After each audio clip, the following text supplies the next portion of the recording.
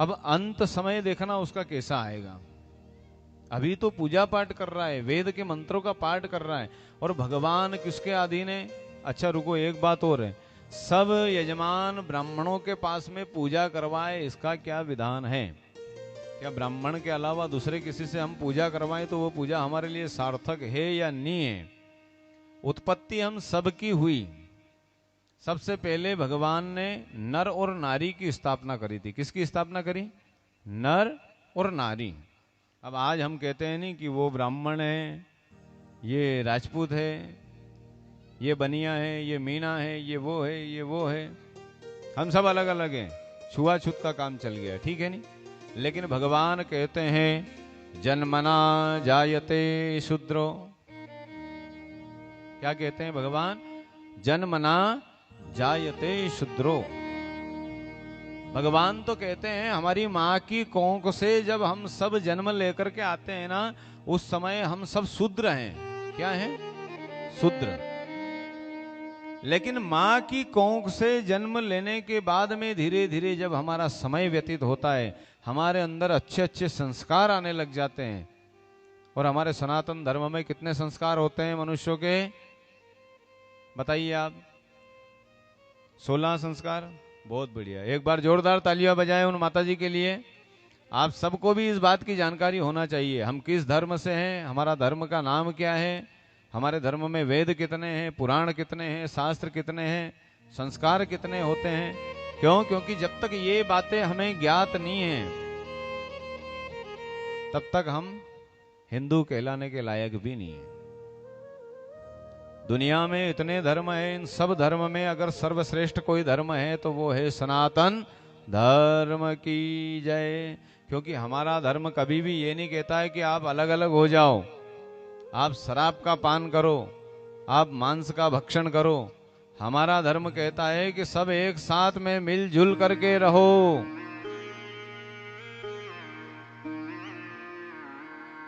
और सब एक साथ मिलजुल करके रहो। हमारे धर्म के नाम का, धर्म का जो नाम है सनातन धर्म, इसको रोशन करो, भाईचारा बना करके रहो। हम कोई भी अनुष्ठान, हवन, पूजा पाठ इत्यादि काम करते हैं तो अंत समय जयकारा लगाते हैं ना भगवान का।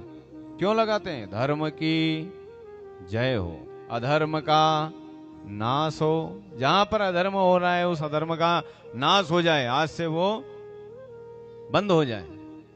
प्राणियों में सद्भावना हो, सभी प्राणी जो है, सकल जीव चराचर सभी मिलजुल करके रहे। क्यों? क्योंकि भगवान कहते हैं सुखदेव जी राजा परीक्षित को कि सभी जीव समान है। ऐसा नहीं कि हाथी बड़ा है तो उसके अंदर जो जीव है वो भी बड़ा होगा।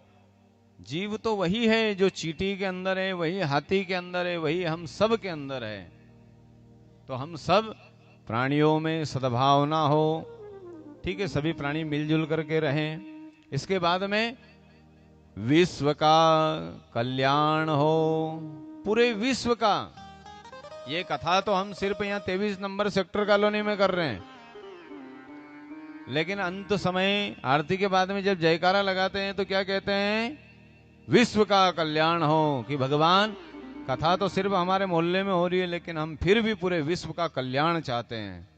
ऐसा अगर सर्वश्रेष्ठ कोई धर्म है तो वो है सनातन धर्म। गौ माता की जय हो। गौ माता की जय क्यों बोलते हैं? गाय के अंदर 33 कोटि देवी देवता विराजमान है। कितने? 33 कोटि देवी देवता विराजमान है। अच्छा, गाय के शरीर के अंदर देवता विराजमान है तो गाय इतनी पूजनीय है। पहले तो देखो, हर गाय के अंदर 33 कोटि देवी देवता विराजमान है। गाय के सींग के अंदर है, गाय की पूंछ के अंदर है, गाय के थान के अंदर है, गाय के पैर के अंदर है, गाय के पेट के अंदर भगवान विराजमान है। गौमय वसते लक्ष्मी। गाय के गोबर के अंदर भी लक्ष्मी का वास है। गौमूत्र के अंदर भगवान का वास है। इसलिए हम गौमूत्र का पान करते हैं। गाय के गोबर को हमारे घर में जो शुभ कार्य होता है उसमें हम लेपन करते हैं।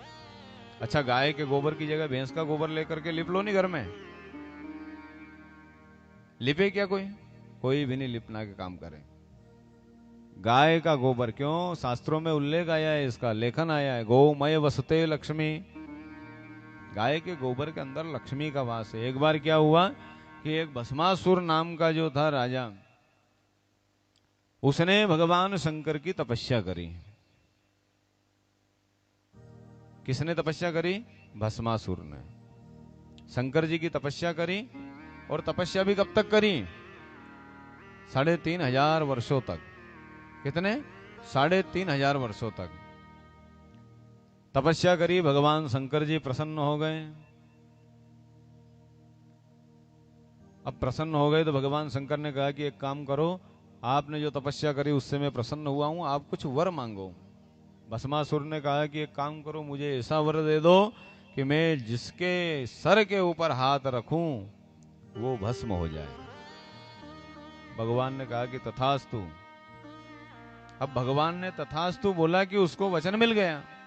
अब भस्मासुर विचार करे कि एक काम करो, भगवान ने आशीर्वाद तो दे दिया है कि जिसके सर के ऊपर हाथ रखूंगा वो भस्म हो जाएगा, लेकिन सबसे पहले अगर मैं उदाहरण के तौर पर देखना चाहूं कि भस्म कैसे होता है तो किसके ऊपर उदाहरण करूं? मैं प्रैक्टिकल करना है मुझे।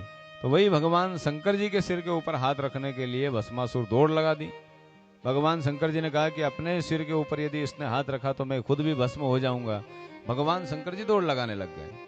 दौड़े दौड़े दौड़े दौड़े दौड़े गए कहां पर? ब्रह्मा जी के पास में।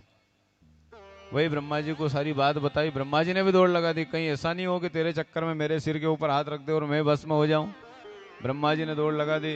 दोनों दौड़ लगाते लगाते भगवान विष्णु के पास में पहुंचे। विष्णु ने भी दौड़ लगा दी। 33 कोटि देवी देवताओं को पता चल रहा है और सब एक दूसरे के पीछे दौड़ लगाते लगाते लगाते आकाश मार्ग में दौड़ लगा रहे हैं। और पीछे पीछे वही भस्मासुर भी दौड़ लगा रहा है। मैं सबके सिर के ऊपर हाथ रखूंगा और सबको भस्म कर दूंगा। सब देवता विचार करे, एक काम करो, इससे बच के कहां जाएं?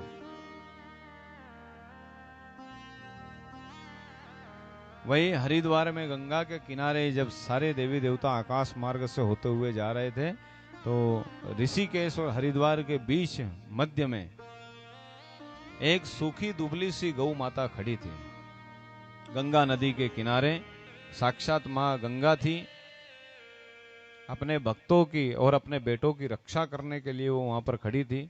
उसने जोर से मां करके आवाज लगाई और जैसे ही मां की आवाज आकाश मार्ग में सभी देवताओं ने सुनी,